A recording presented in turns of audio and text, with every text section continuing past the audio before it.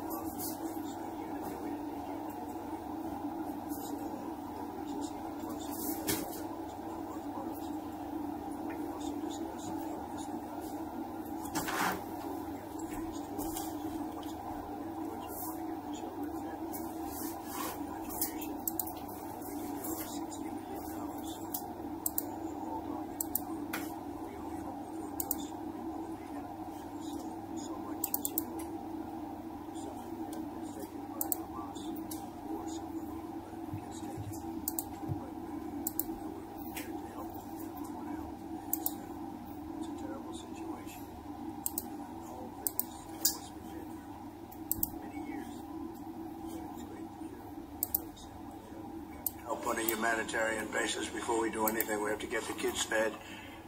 So we've been sending in a lot of food. A lot of the food that's been going there has been sent by the United States. I spoke yesterday with the president of the European Union, Ursula, who was terrific also on the subject, and she's going to play a big role also in helping us. So we have a good group of countries that are going to help with the humanitarian needs, which is food, sanitation, and some other things.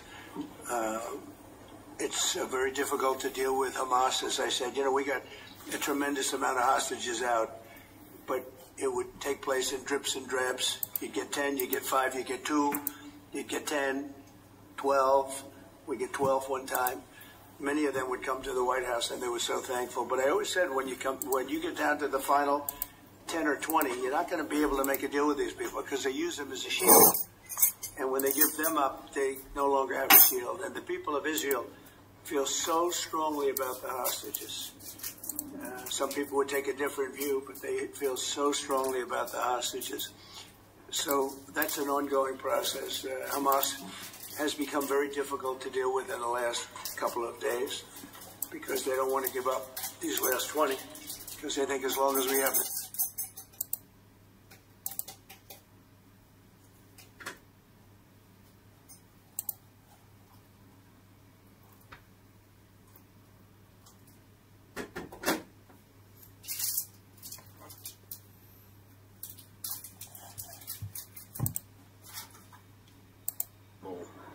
situation, including images of starvation. And I think both of us know that we have to get to that ceasefire, and we have to increase humanitarian aid. And thank you for what you've already been doing, are doing, and are committed to, because without you, this would not be capable of resolution. And I think that if we can work not just on the pressing issues of the ceasefire, but also on this issue of getting humanitarian aid in at volume, at speed, and then we've discussed a plan for what then happens afterwards. I think we can do our very best to alleviate what is an awful situation at the moment. So thank you very much for the discussion we've had so far and the discussion we're about to continue on that really important issue. But it's fantastic to be here. Thank you for your hospitality and to see this amazing golf course. I'll invite you to a football ground at some stage, and we can exchange sports.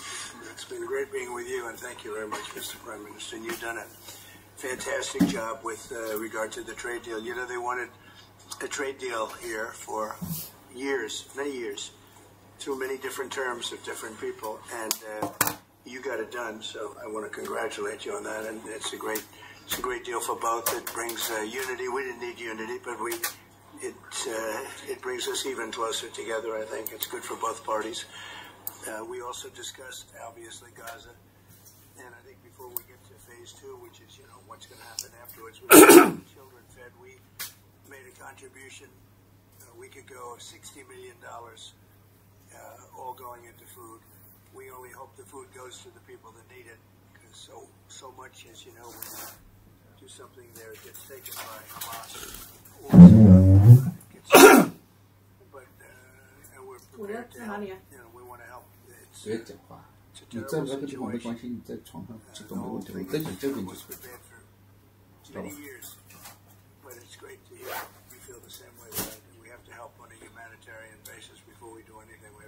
啊，今天的思想新日报啊，李奇博士已经讲到非常的清晰啊，非常的完整。我能够补充的非常有限啊。现在各个国家和美国的贸易谈判基本上都是以让步或者是大让步。当然，像欧盟这样啊，就是没有经过一个鸦片啊，这种就扯的头上，而且头上的日子的。没有任何的底线啊！可见欧盟啊，现在的这个领导人基本上一没有谈判的本钱，第二没有谈判的能力，第三呢还是不知道怎么利用世界的贸易的关系的这种某一种平衡力啊，增加和美国的不义的这样一个本钱。欧盟的领导人不是无耻，是非常的无耻。对于欧洲来讲是一个彻底的失败，对于特朗普总统来讲是一个彻底的成功。但是就算是取得了欧盟的胜利啊，你也有一个巨大的问题，就是中国的贸易的协议啊还没有谈成功。如果中国的贸易没有谈成功，或者是美国和中国的关系还不能完全的这个确定，对于特朗普总统来讲，他最重要的外交关系可以说就还没有完成啊。正如特朗普总统在上任之初还是上任之前就讲的，世界上如果美国和中国进行合作，那没有不能办成的事情。但是美国和中国怎么合作，也不完全是特朗普总统啊他所思所想就可以做的事情。因为美国还有很多的利益，美国还有很多的团体，美国有错综复杂的各种政治的见解、政治的派别和利益集团，会在特朗普总统的行为啊，会形成某一些牵制力。但是在目前为止，特朗普总统似乎是比较的决心呢，要跟习近平这个主席好好谈一谈，甚至要走向某一种这个大交易。所以呢，他现在对这个北京方面的示好是非常的清楚的不仅是限制了出口的这种管制，或者是冻结了这个管制甚至在很多方面包括台湾方面他赖清德总统的这个顾忌呢，也进行了某一些限制。当然我们具体还要看呀，这个美国的财政部长拜森台和中国的国务院副总理何立峰先生所谈的。但是我觉得中国要让出这个市场、开放市场和购买美国的产品，甚至到美国的投资，这个特朗普总统的要求中国是比较愿意答应的，因为中国已经有这个实力、能力，也有这个与美国合作的这种心情所以这方面是可以得到满足。但是呢，习近平主席可能他的要求更高一点，或者说呢，他的胃口更大一点，他是着眼于更长远的中美关系他甚至希望中美关系能够长期的稳定化不要总是处于这样一种不确定的状况中间。那不确定，那很有可能这个方向就会朝向第4个公报的方向，也不是特朗普总统一个人的一个事情，也不是习近平主席他有这个愿望就能实现的。所以这个里面还会有很多的波折，还会有很多的问题，还会有很多的这个戏剧性。所以我们的思想讯息报可以说是紧紧的盯住华盛顿北京他们的这种各等智库、各等的这个商人、各等的名流、各等的政客，他们的这个各等动向包括这个媒体请大家随时关注我们的思想讯息报。谢谢大家，再见。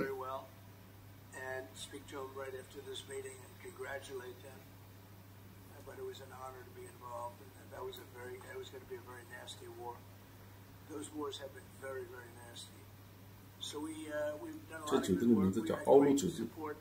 Prime Minister, anytime we needed help, anytime we needed any form of support, you've been there. We appreciate it very much.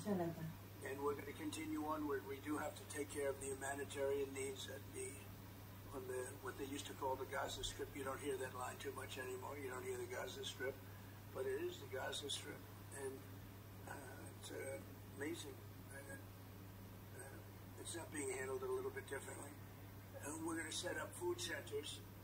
And we're going to do it in conjunction with some very good people, and we're going to supply funds. And we just took in trillions of dollars. We have a lot of money, and we're going to spend a little money on some food. And other nations are joining us. I know your nation's joining us, and we have all of the European nations joining us, and others also have called, and they want to be helpful. So we're going to set up food centers where people can walk in. And no boundaries. We're not going to have fences, and they can't. They see the food from 30 you would say yards away, and they see the food. It's all there, but nobody's at it because they have fences set up that nobody can even get it. It's crazy what's going on over there. So we're going to work very closely together with your country, a great country.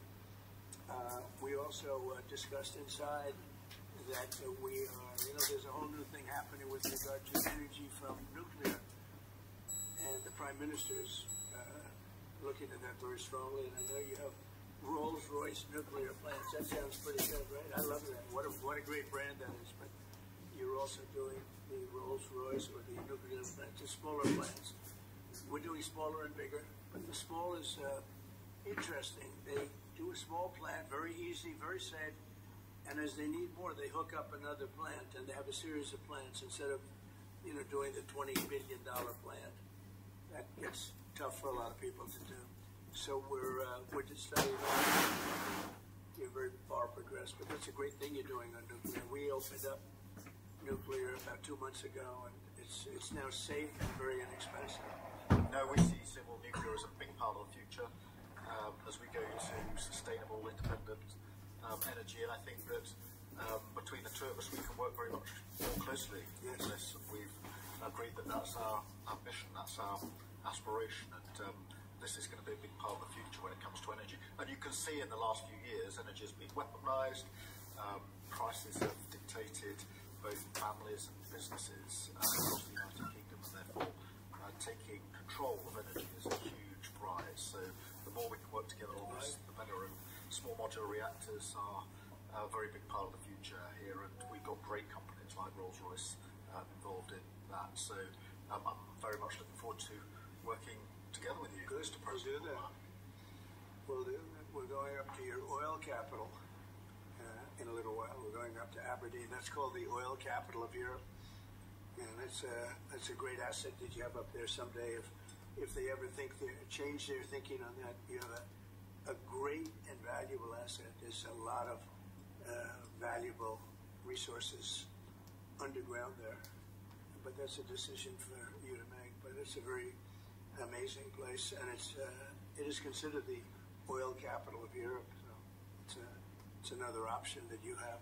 So we are doing really well as a country, and I think that the Prime Minister has been so supportive of us, and so strong and so respected. And I respect him much more today than I did before, because I just met his wife and family. He's got a perfect wife and family, and that's never easy to achieve, right? But I take no credit for that. But he's become a friend, and together we got a deal done that has not been able to be done. It was a deal that's very good for both parties. A really good deal for both of our countries, and very, very well received here in the United Kingdom. So thank you very much for having us. Thank you. Appreciate it. Any questions? Earlier you said that you were going to change the deadline from 50 days. Yeah. What is your new deadline? I'm going to make a new deadline of about 10 or 12 days from today. There's no reason in waiting. There's no reason in waiting. It's 50 days. I want to be generous, but we just don't see any progress being made. Mr. President, also talks about setting up food centres in conjunction with other organisations. Right. Foundation or recognised aid agencies. How will this work? Well, it's going to be working with the United States. We'll be helping with the food. We have a lot of access to food. We got a lot of food ourselves, and we're going to bring it over there. We're also going to make sure that they don't have barriers stopping people. You know, you've seen the areas where they actually have food, and the people are screaming for the food, and they're 35, 40 yards away, and they won't let them because they have lines that are set up. And whether they're set up by Hamas or whoever, but they're very strict lines, so we have to get rid of those lines. But we're going to be getting some good, strong food. We can save a lot of people. I mean, some of those kids that's real starvation stuff. I see it. And you can't fake that. So we're going to be even more involved. We did some airlifts before, some airdrops, and the people are running for it. And the Prime Minister is going to help us. They're very effective with that. You've done that before, and for many, they've done that for 100 years very well. So it's not very hard to do, actually. Yes. President, you say you love Scotland. There was a Scottish president ever in the White House. Is there a better deal to be done for Scotland, for Scottish industry, in the deal that you've done with the Prime Minister? Whiskey, for example. Well, I have great love for Scotland. You know, my mother loved Scotland, and she loved the Queen. I don't know. I might hurt myself by saying that the monarchists are going to like it. Some other people, but she loved the Queen. Whenever the Queen was on television, she wanted to watch. And she would come back religiously. She'd come back to Scotland once a year with my sister Marion, primarily, and sometimes my sister Elizabeth also. But they love this part of the world. And, you know, we're talking about the Isle of Lewis. We're talking about serious Scotland. That's serious Scotland. There was no doubt about it. So, yeah, it gives me a feeling, you know, it's different. You go to another country, you have no relationship to it. You got to like maybe the head of the country or something. But it's different when your mother was born here, Stornoway. Right in Stornoway, a beautiful little place. Because of your love of Scotland, is there a better trade deal to be done for Scottish businesses like whisky? Well, I assume when we do our trade deal overall, a lot of it comes to Scotland, I hope. Maybe all of it should go to Scotland. It's a very good deal for the whole United Kingdom. And we've already achieved great things under the deal, and we'll achieve even more as we work together. A lot of it is going to Scotland. I mean, I do know that, but I mean, we're dealing with the UK. But a lot of it comes to Scotland, and you know, I was very particular. This is a part of the world I want to see thrive. It's going to thrive. Mr. President, back to Gaza. You talk about Hamas. What responsibility does Israel have 个箱子的。因为我想放嘛，你把这个椅子放到那里去，加你的夹子，然后人坐在这个板凳上面，你那个窗帘和那个角落。现在我椅子对到这边。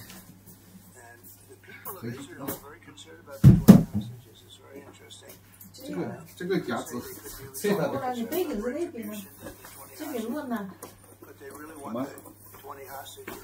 背景是在那边啊？怎么不是那边呢？不是你那个这个椅子放到这里。不是要我坐的那个椅子上就是了。这里放的东西放哪里？夹子放哪里？夹在这个上面。夹在这个上面？对啊。太低了。怎么会低的？这么多高都可以。这看到没有？人家贴着旁边坐着，又稍微有点距离。It's not even really, a cave or a pipe, a little pipe. And some said they didn't think they were going to make it because they were losing air. There wasn't enough air, and they'd open up the pipe just in time. But they didn't do it on purpose. It just happened to open. They got lucky. But I said, did they ever wink at you and say like, "Don't worry, you're going to be okay"? Did they ever give you some extra food, even if it was a piece of bread? Did they ever give you anything during that time? And some were there for 400 or 500 days now, right? It's a long time, a year and a half more than that. And not one person said there was any love from anybody. In other words, you have hundreds of people, and you see it in the movies where somebody's a prisoner, somebody's helping. You even see it with Germany, where people would be led into a house and live in an attic in secret. You see signs of stuff. I said, did you see anything like, did they wink at you? Did they say, "Don't worry, you're going to be okay"? I ask that question all the time. I've never received one answer that said, "Yeah, they really wanted to help." No, the hatred is just incredible.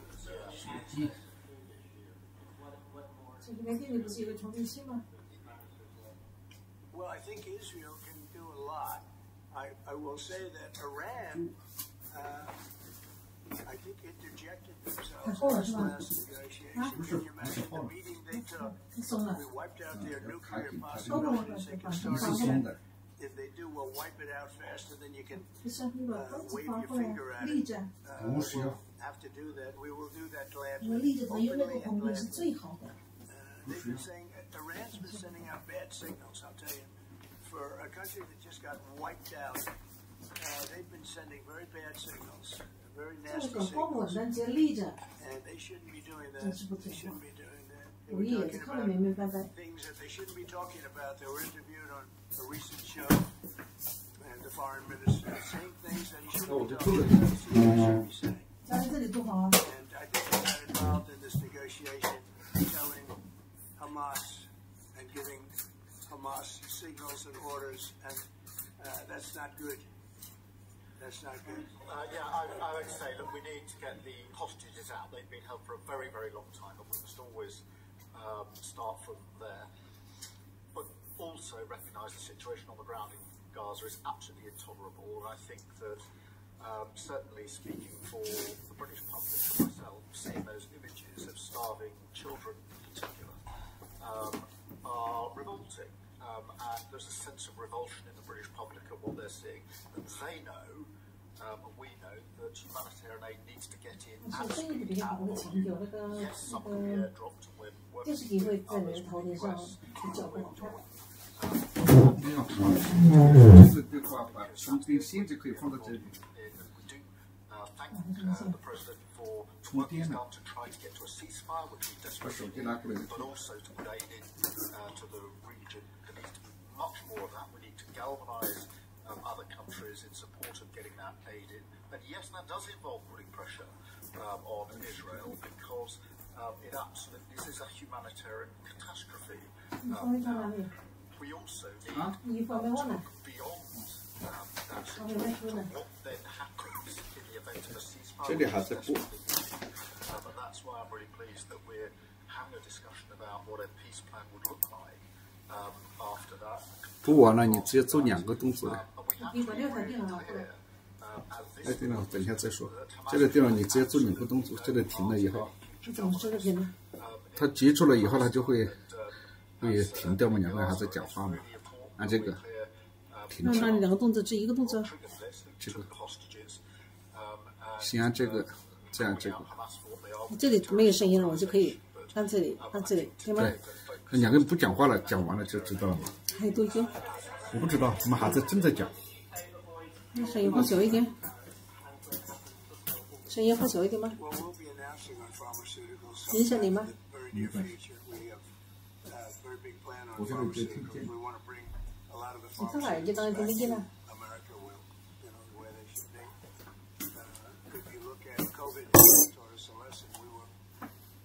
Pharmaceuticals from other countries. We almost didn't make any. We used to make them ourselves, and we're going to want to be making a lot of them ourselves, all of them in a sense.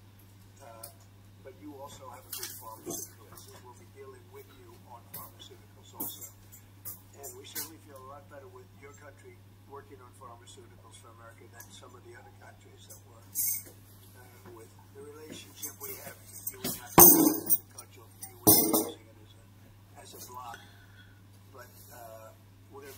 那得等来放得下啊，这个都需要的啊。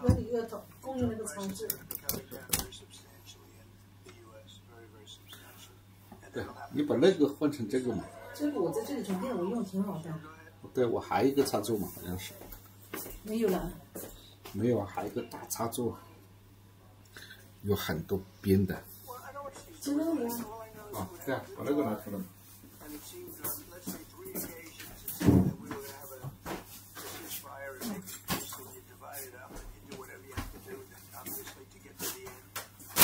插座呢？这里。对，你要东西要收的一个，老是腾腾乱的就不好了。电脑不转。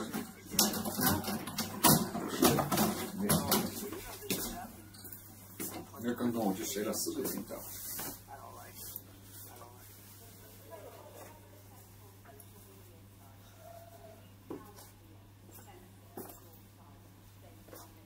出去的时候不重新走。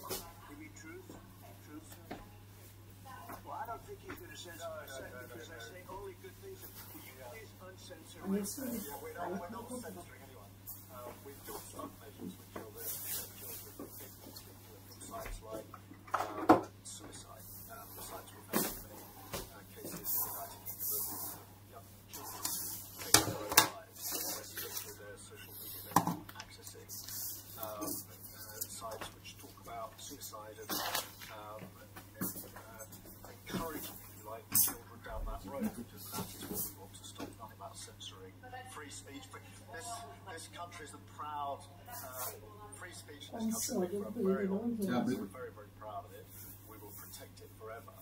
But at the same time, I personally feel very strongly that we should protect our young teenagers, and that's what it usually is, from things like suicide sites. I don't see that as a free speech issue. I see that as a child protection. We actually passed a bill in Congress, headed up by my wife, actually, which was to pull bad stuff out having to do with children, because it is a problem.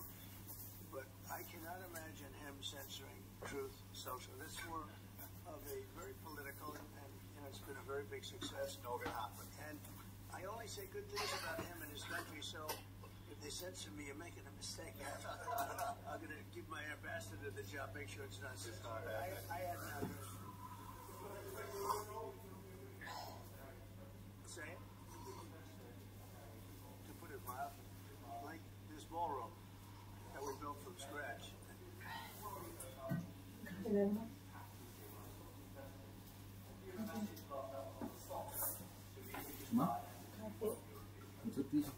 So I think that I have a theory that low taxes bring growth. We just passed a big tax cut bill, the biggest bill in the history of our country. And one big beautiful bill. I used to call it the great one big beautiful. We don't word great in, but it's actually called the one big beautiful bill. It's essentially a very large tax cut bill for everybody. And our country's pretty soon, I think I can say it right now, our country's never done better. We were a country that was dead. It was dead 6 months ago, a year ago. Leaders from NATO, we had a very successful meeting. Your prime minister was there. It was an unbelievable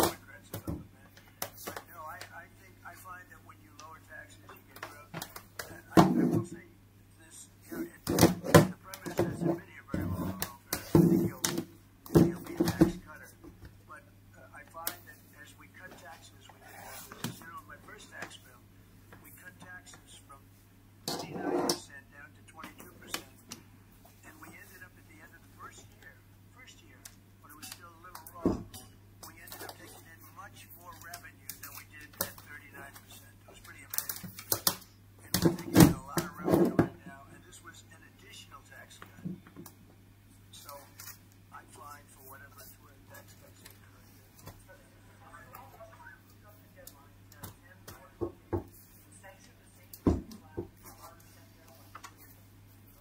So what I'm doing is we're going to do secondary sanctions unless we make a deal. I might make it. I don't know. You don't know. It's, we've got so many peace deals.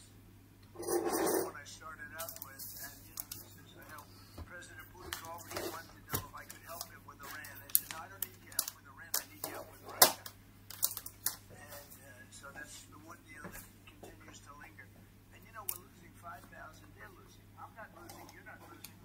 But 5,000 Russian and Ukrainian kids a week are dying. And that's not mentioning the people that are dying also in towns where, he's lobbing missiles into certain towns like Kiev. And he's got to make a deal. It's too many people are dying. It's a really bloody war. And the 5 is now, they're really telling me that number is obsolete. It's like 7.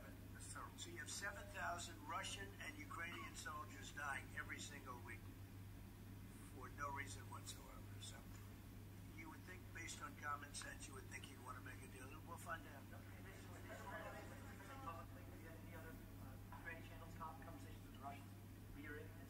In what? Reiterating this new pressure deadline. We're going to have well, you're the press. I'm reiterating it to you. I'd say 10 to 12 days. I'll announce it probably tonight or tomorrow. But there's no reason to wait. If you know what the answer is going to be, why wait?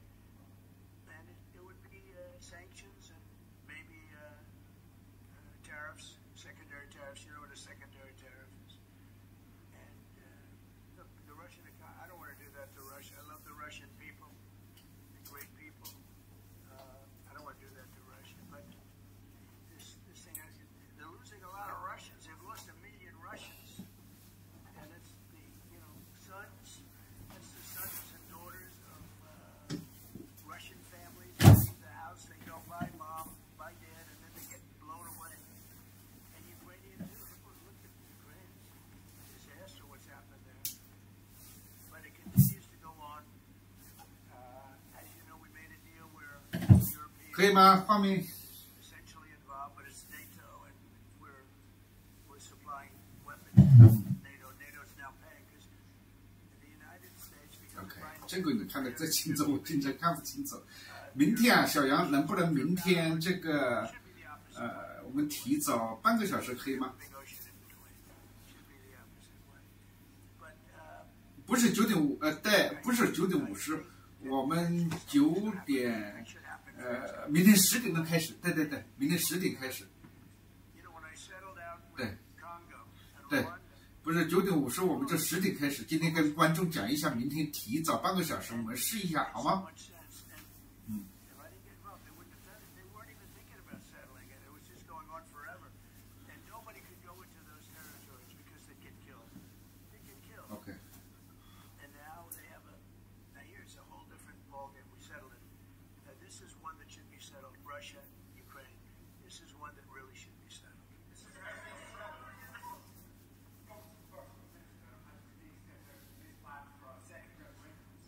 OK， 我的声音有没有今日蓝牙？我也不知道。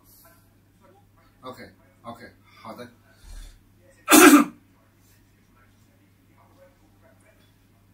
Well, I don't want to get involved in your politics. We got enough politics of our own. I will say that I predicted what was going to happen the last time. You remember I was opening the first course over at Aberdeen, and I was over here, and at the same time, and they asked me that question. I made a prediction. It was the day before the vote, and I made it correct. I like to be correct, but I made a correct prediction.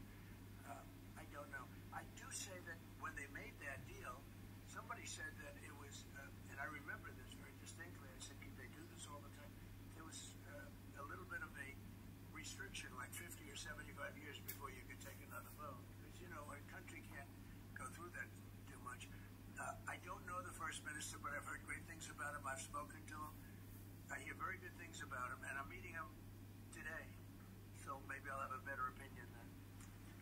answer that straightforwardly because I believe in a stronger Scotland, in a better United Kingdom, and I think that at a time like this, when it's quite clear that there's uncertainty and volatility around the world, the strength of the United Kingdom together is very important for all four nations, very important for Scotland, and that should be our priority, that should be our focus, not on the politics, which feels like the politics of yesteryear now, at a time like this. And I think that the First Minister should probably focus more on his delivery in Scotland, constitutional issues. We might have a better health service in Scotland, but at a time like this, I think the United Kingdom is always stronger as four nations. I think that's better for all four nations. I think that's how Scotland is stronger.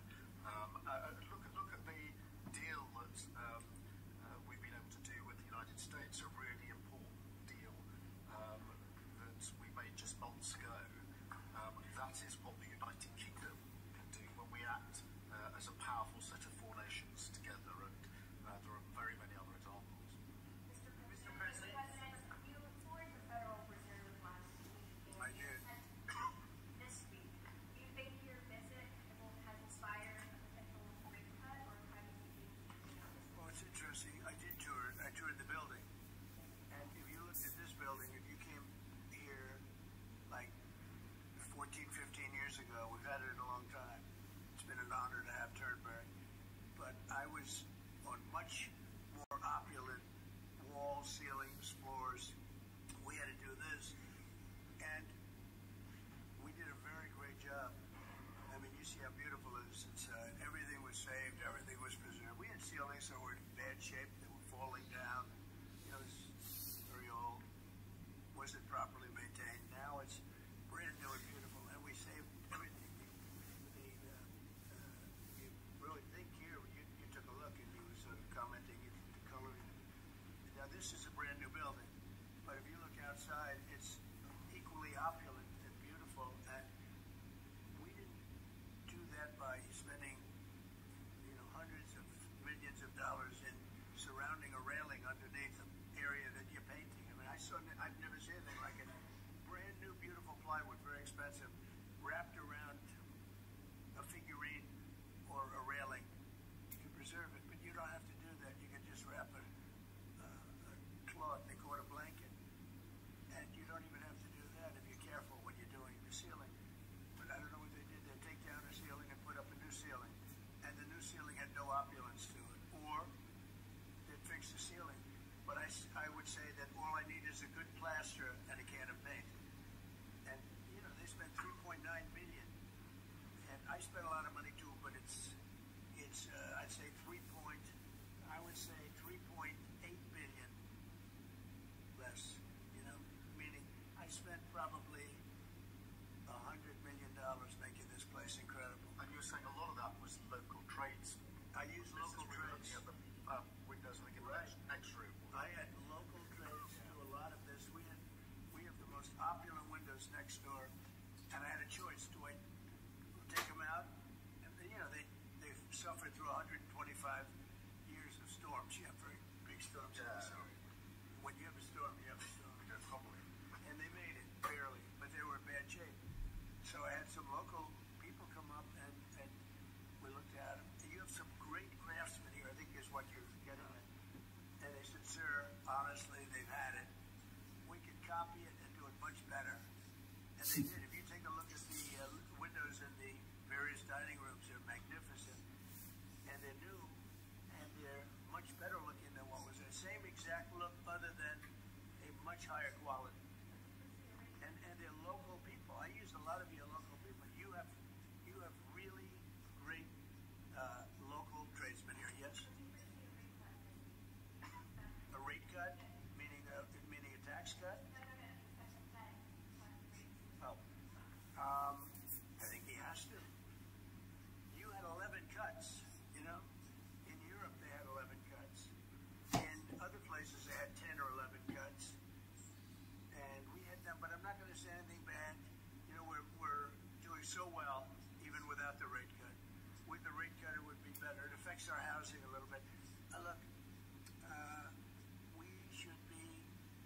slower.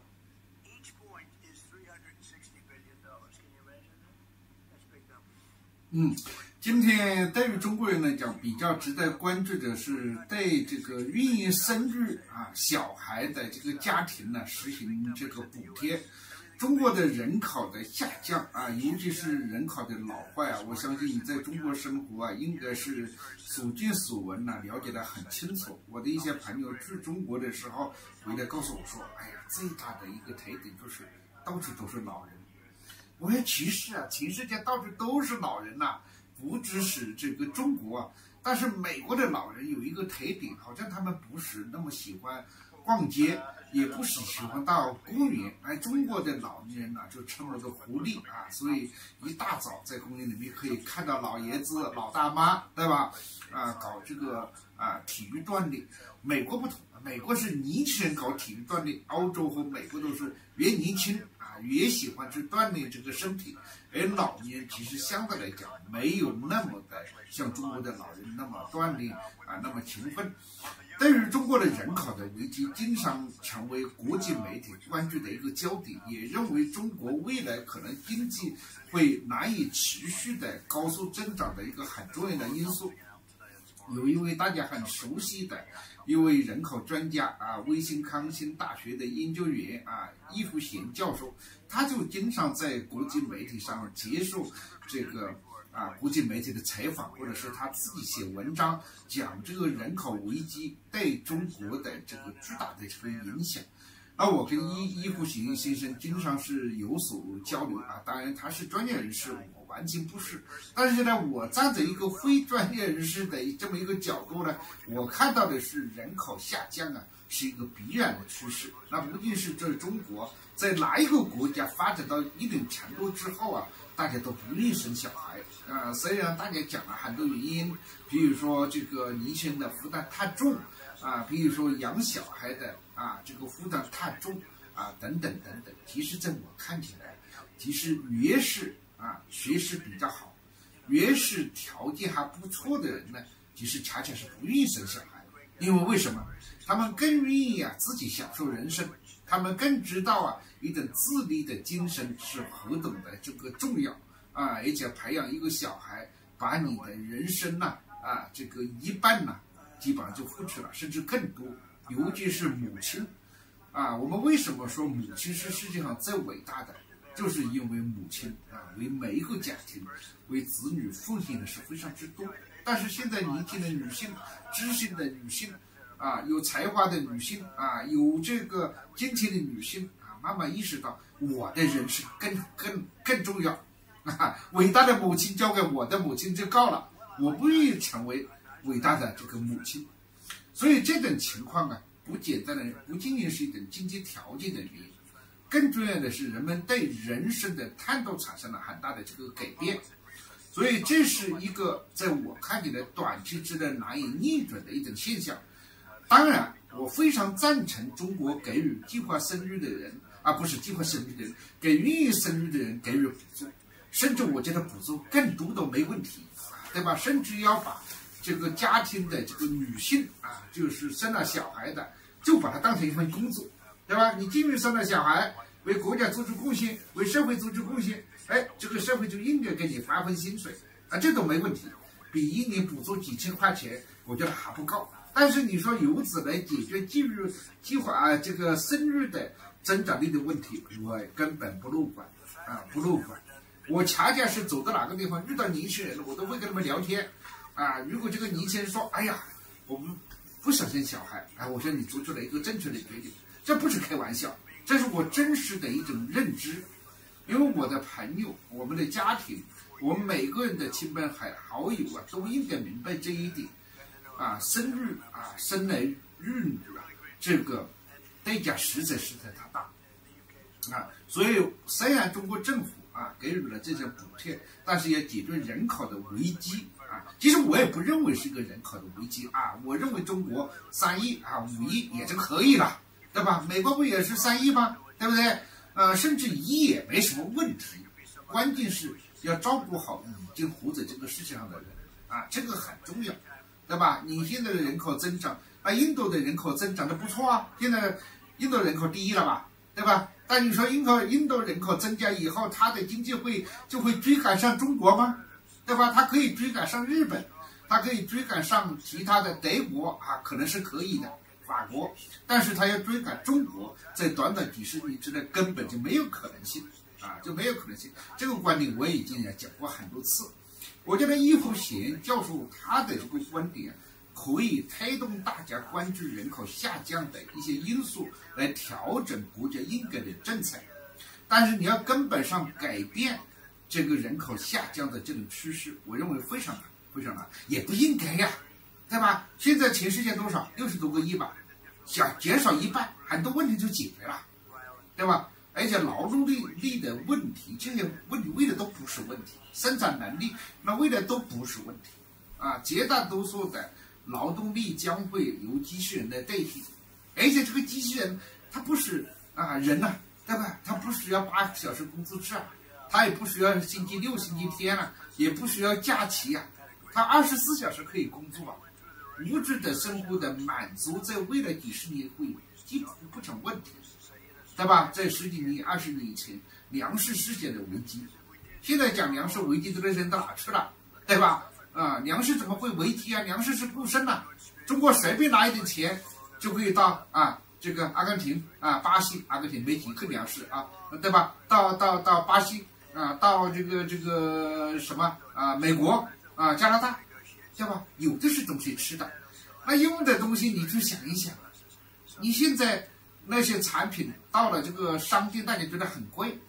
但是中国的一个电商，你就会觉得怎么这么便宜啊？本来就那么便宜，为了物质的价钱就是一个这个物质的成本的价钱，物质的供应和生产，就像现在中国的房地产一样的。几年以前大家都在喊和叫什么买不起房子，对吧？习近平不就跟大家解决了房子问题吗？未来，对吧？他就可能你到了一定程度之后，你就可以呢有政府的帮助你提供房子嘛。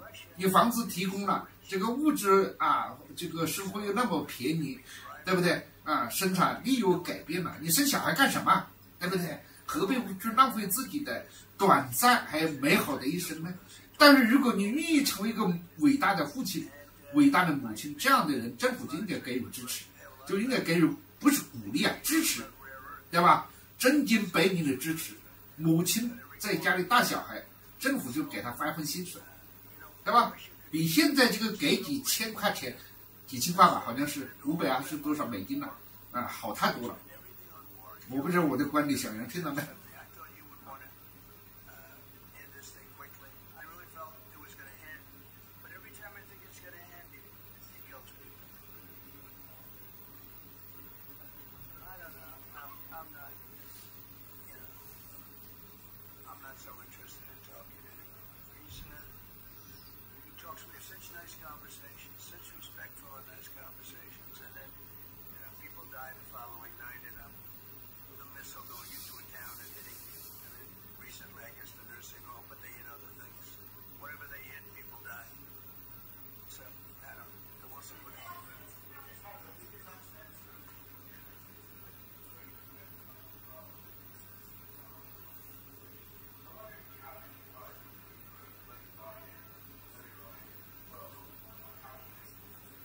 ？differences.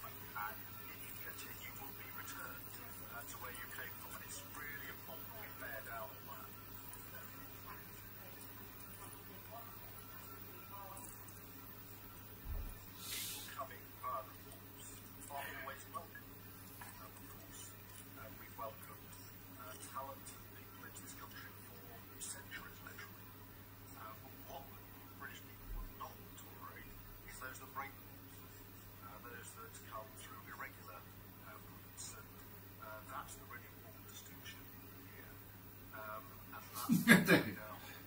I'm really pleased that we're through pretty well all of the international engagement I've done, all meetings I've had with countries, we've done deals with countries in the last 12 months that many people thought it was not possible to deal with when it came to immigration, irregular immigration, and with returning thousands of people who've got no right to be here. And that, I think, is, for the British people, we're a reasonable, tolerant country where people are coming lawfully to contribute to our communities, to our country. And of course, then when people have made a great contribution, what people will not tolerate is those that are breaking the rules.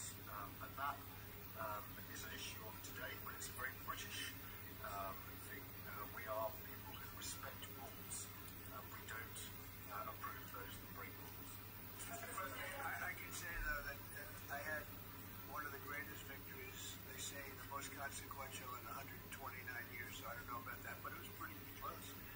And we won all of the swing states, which never happens. We won the popular vote by millions of votes. We won, tremendous electoral college swing, and I believe I did it more than anything else because of my strong stand on immigration. And I don't think this country is any different in that sense. I think it's a big factor. And it is with a lot of the European countries. Some of the countries have, lost their way and have tremendous crime because of it. I mean, you had countries with no crime that now have tremendous crime. You know the countries, and I know the countries. And so I think it's a huge factor in any election, not just this election, but in any election. I think the one that's toughest and most competent on immigration is going to win the election. But then you add low taxes and you add the economy. You did a great thing with the economy because a lot of money is going to come in because of the deal that was made. But I think that immigration is now bigger than ever before. Right now.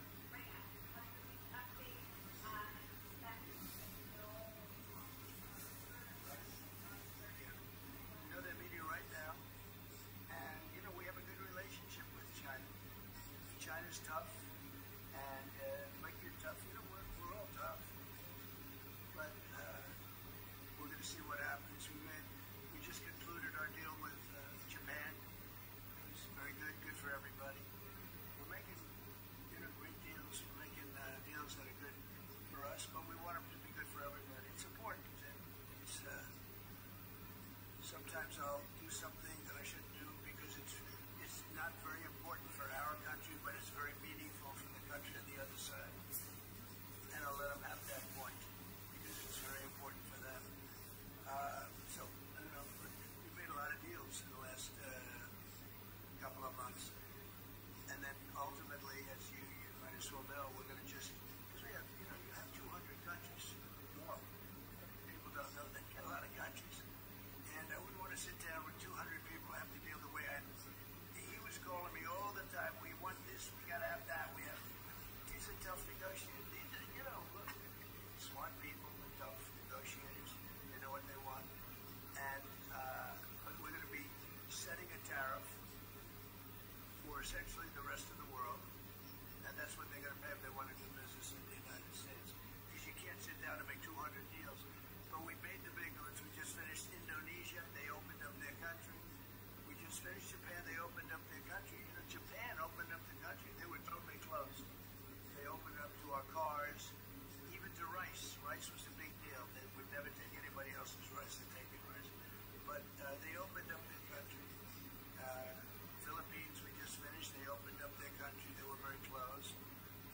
I'd love to see China open up their country.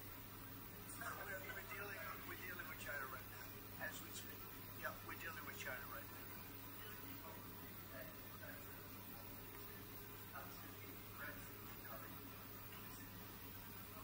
We have a very special relationship with this country. Like, my mother was born here. And not only born here, loved it. She'd come back, I told you, religiously every year. And she'd go up to Stornoway and see her relatives. But she loved the country, and that probably it always has an impact. Always has an impact. But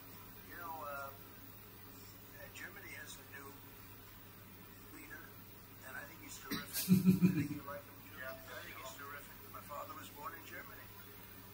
Or is it Germany's comparison? We're just out. But, so, you know, you have a lot of feeling for this part of the world. I do. I want to see this part of the world do well. Germany, Scotland, UK. I want this part of the world to do well. All of the nations. You know, you do feel a certain, you have a feeling, a warm feeling toward a part when your parents are born essentially here. And, well, I think maybe it's slightly different. Maybe it's not. I don't know. But maybe it's slightly different.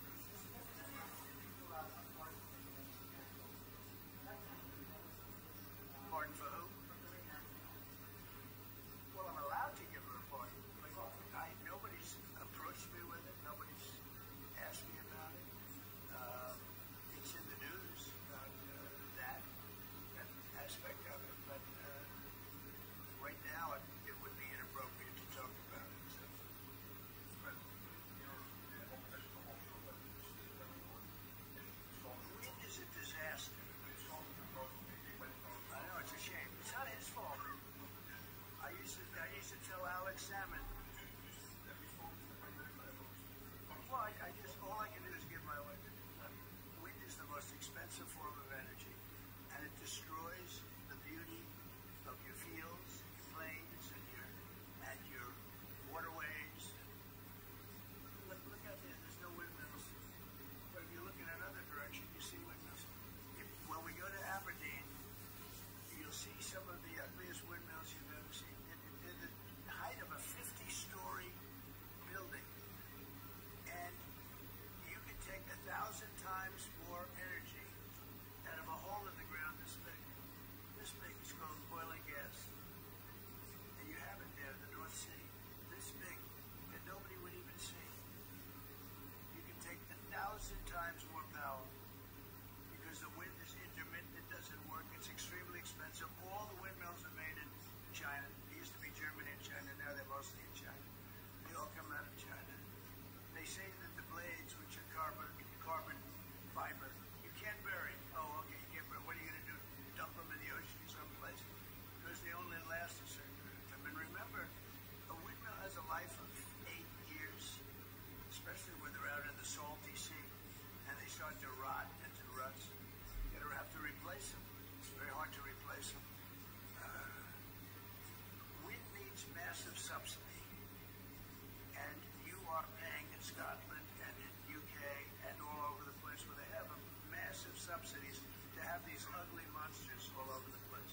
So I've restricted windmills in the United States. Now, a couple we have, you know, the poor stupid people at the beginning, they approved them, so they have their full approvals. But I've restricted windmills in the United States because they also kill all your birds. You know, they wipe out. You know, it's interesting. If you shoot a bald eagle in the United States, they put you in jail for 5 years. And yet windmills knock out hundreds of them. They don't do anything. You explain that. So it's a very expensive energy. It's a very ugly energy.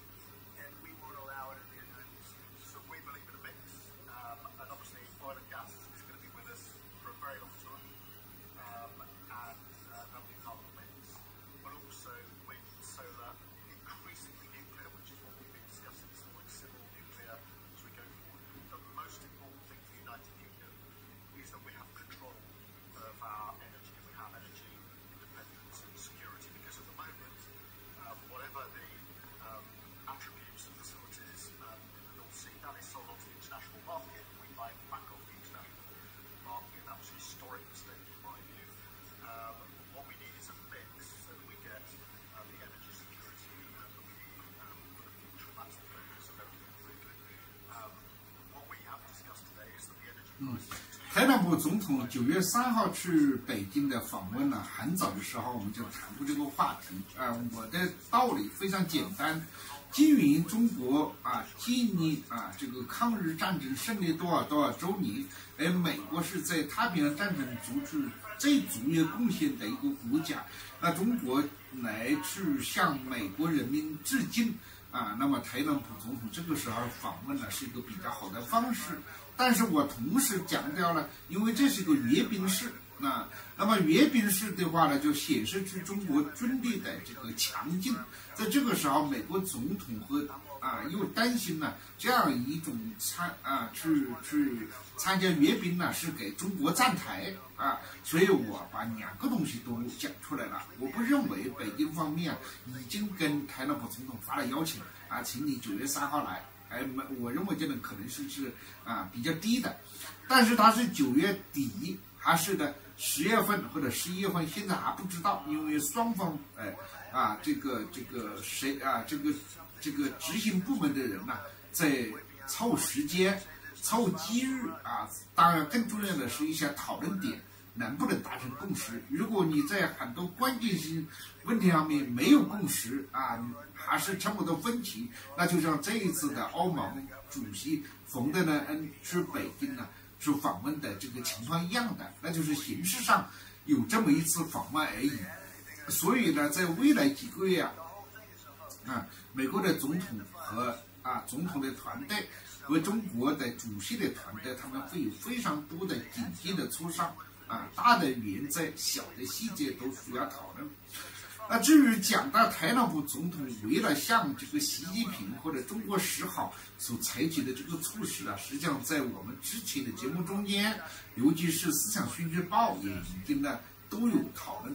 今天早上李奇博士就这个和我做这个思想讯息报的时候讲的就比较系统、比较完整。后来我回应的时候也是比较简单。我不知道我们的这个导播有没有把节目制作好。制作好的话，如果你是思想讯息报的会员，那你很快就会看到了李奇博士所讲的这个完整的这种情况。那刚才至于讲到这个邓接这个技术的限制出口这个消息应该来讲是比较可靠的那么出口管制它其实是有一个基本的原则，这个原则就是呢要基于军事的目的。基于黄文生说你这个新兵限制对中国的军力发展没什么影响，现实中实际上没有什么影响。就在黄先生讲这个之前1年还2年，对不对？我就讲过类似这种观点，而且我解释了军事装备为什么要比较保守，而不是最先进除非是你的某一些最先进的战略武器，那是有可能。一般性的军事装备以保守为主它根本不需要那么高的顶尖的这个新的这个芯片那么这一点呢，其实美国的很多出口管制他讲的所谓的军方执行的说法而已，并不是真实的反映了这个军事的这个需求、军事的情况。如果黄文生先生他的说法说明白了让这个领导人听进去了，那出口简直不仅仅是一个邓接的问题，未来其实所谓的小院高墙，所谓的这种限制性可能就会值得一个重新的这个质疑。那赖清德总统实际上已经宣布取消这一次8月份的这个洛杉矶之行这一次是2个问题。第一个问题就是台湾的大罢免，民进党彻底失败。那这种失败呢，对赖清德的政府的这种权威性、权力性，在美国这个地方是会受到一些负面影响。第二个是北京急于跟华盛顿进行大交易台湾问题相对来讲，既是一个核心问题，同时也是一个边缘问题。所谓核心问题，就是说，为了就台湾问题，将会要达成某一些协议或者说进行某一些关键性的讨论。虽然在这方面负面性的因素也有很多，但是北京方面努力在追求这一点。而特朗普总统呢，对台湾的问题其实不像那些台湾的支持者讲的那么坚定他还是有一点摇摆的空间。也就是说有可能会把台湾问题作为交易的一部分，这种东西是存在的。赖清德先生赖清德总统很有可能是8月份就不会的通过这个纽约，对吧？那他讲的那些什么灾难什么东西都是一种说法，一种比较客气的礼貌的说法。因为你出访要到8月份，对不对？灾难是现在还是7月份？但是这个已经不重要了真正关键的一点呢，就是说习近平有没有想好跟特朗普总统进行交易或者交易什么内容。我一直讲的观点是，特朗普总统如果答应习近平的条件，对于习近平来讲，我满足你的要求是没有问题的。那特朗普总统会不会为了实现某一些目标啊，他去出卖这个他原来一些支持者他们所坚持的一些理念或者是利益呢？我们真的还是要继续的观察。那美国的这一场关税战啊，这个怎么说啊？就是说，如果不把中国搞定，那其他的这个谈判和协议啊，相对来讲意义就不是那么大。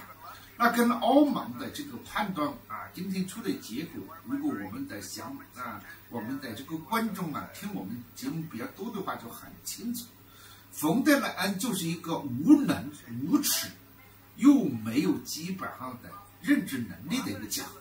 当然，唱政治高调啊非常之高，整天露地屁颠的就往基辅跑，这样一个在布鲁塞尔成长起来的一个正开日子的无知无能是欧盟的一个悲，但是呢，也是欧盟这个体制的一个必然的结果。今天早上李杰博士在思想军事报就讲到了这个幕僚们这个智库这些学界或者是财经界，简直觉得很震惊说你这个等于是一次鸦片战争，但是你的鸦片都不要你就投降了，你就开放市场了。我是没有仔细看，我也懒得看，因为我认为欧盟这些人真的就是很可惜如果你去过欧洲，或者是你在欧洲有很多朋友，到至今为止，欧洲人的生活水准，欧洲人的这个品质，对吧？这个不会比美国差甚至他们确实有资格讲美国没有文化，对吧？那跟亚洲相比，那你这个环境生活品质还是高很多，工业能力这个科学家也多很多。为什么这些政客们就如此走不出来呢？我觉得是受制于舆论的压力欧洲的很多的民众缺乏这个世界级的这个眼光，原因是他们媒体长期居高临下，他们像媒体在空调房里面就是无视于这个世界正在产生急速的变化。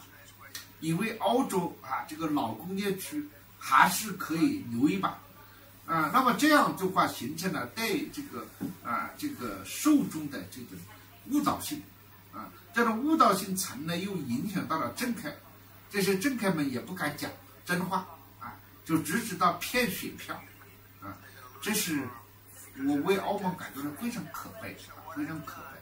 欧盟到现在为止还在一场又一场的战争在消耗欧洲的这个力量，又要通过这样一场贸易战又输得这么惨，对吧？小杨说的输得连底裤都没有比没有底裤还要悲惨，还要可悲。我只是看了一般性的评论真的都不好意思评论。这个冯德莱恩他上一次已经是很糟糕了，怎么现在还在当欧盟主席？这也许就是这种选举的这种特点所造成的这种烂人他能够在台上的很重要的原因。民主选举是一个非常好的一个选举，你真比神权好吧，真比专权好吧，真比这个专制好。但是民主选举如果选民自己的认知能力有问题，那选出这个烂领导，那也是可悲的，甚至比专权还要可怕所以这个我不知道欧盟的机制怎么把冯德莱恩这样的人选了。我都已经批评了这个多少年了，4、5年了吧，至少还是由他在主政，对吧？傻呀，简单的讲就是傻瓜呀，对吧？傻瓜呀欧洲是有基础的，欧洲是有力量这种基础和力量资源是，对吧？你什么都对吧？中国至少还搞了一下禁烟嘛，对不对？他这是什么都没有，为什么？因为他们害怕特朗普总统生气。如果特朗普总统一生气，人家搞30%的税欧洲就更惨。他们是这种心理，对吧？所以他们只好迎合特朗普。一个北约，对吧？你看那个北约秘书长什么样子？不是这个秘书长，上一个秘书长也是这个样子对不对？就等于像美国的这个驻准办事处的这个什么人一样那么卑微，那么没有能力，那么要靠美国来生存，欧洲比殖民地都不如现在。我替欧洲民众生气当然你站在美国的角度来讲是一个大胜利，对吧？你看特朗普大胜利，当然特朗普大胜利也有一个问题，就是说他征了这么多的关税，政府的国库倒是进来了钱，但是这个钱再跟谁来买单呢？对吧？《华尔街日报》有一篇文章就讲，现在美国很多企业就准备涨价了，因为你这个关税再征是要加在美国的企业身上的，那美国企业家他不可能，他的利润、他的收益很难超过10%几、20%几，对不对？那他承受不了，要么他就破产，对不对？要么呢，他就是申请政府的特别豁免，要么他就算了，那就是消费者承受嘛。所以美国的物价、美国的市场也在产生变化，这是一个特朗普时期的最大的一个特点。但是后果怎么样？赢了欧洲是不是就一定对美国是好的？赢了各个国家是不是对世界经济一定就更好？这个很多经济学家是有所怀疑的。这样。